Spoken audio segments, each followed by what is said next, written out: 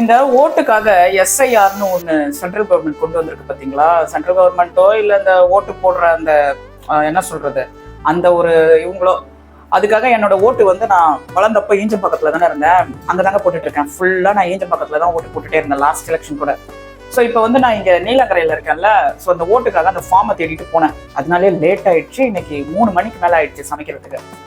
அந்த ஓட்டை பற்றி தனியாக பேசுவோம், இந்த எஸ்ஐஆரை பற்றி. இப்போ வந்து நம்ம சாப்பாடு சர்வ் பண்ணலாம். அவ்வளோ தூரம் போயிட்டு அந்த ஃபார்ம் கொடுக்குற ஆஃபீஸரை வேற காணோம். ஃபோன் நம்பரை வாங்கிட்டு வந்து ஃபோன் பண்ணா ஃபோனே எடுக்க மாட்டாங்க அந்த அம்மா. சூப்பரான மாங்காய், முருங்கைக்காய், கத்திரிக்காய், முழு மாடி தோட்ட கத்திரிக்காய் இதை போட்ட மீன் குழம்பு வந்து இன்னைக்கு தயாராகிருக்கு. ஆக்சுவலி இது கோவளத்தில் வாங்கின மீனுங்க. அந்த கோவளத்தில் வாங்கின மீனை வந்து காலி பண்ணிடணும்ல, தலை பீஸ்லாம் போட்டுருக்கு பாருங்க.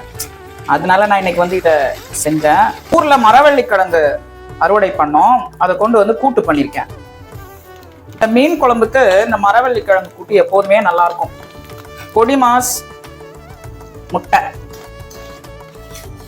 அதாவது என்னோட மரவள்ளி கிழங்க நான் 7 விசில் விட்டேங்க குக்கர்ல. இதெல்லாம் மரவள்ளி கிழங்கெல்லாம் 3 விசில்லே குக் ஆயிடுதுன்னு சொல்றாங்க. நிறைய தலை துண்டு இருந்ததுனால நான் வந்து வரத்தும் இருக்கிறேன். ஸோ இந்த வரத்த மீனை வந்து அப்படியே இது கூட வச்சுப்போம். இன்னைக்கு நிறையா செஞ்சுட்டேன்னு நினைக்கிறேன் கோவத்தில்.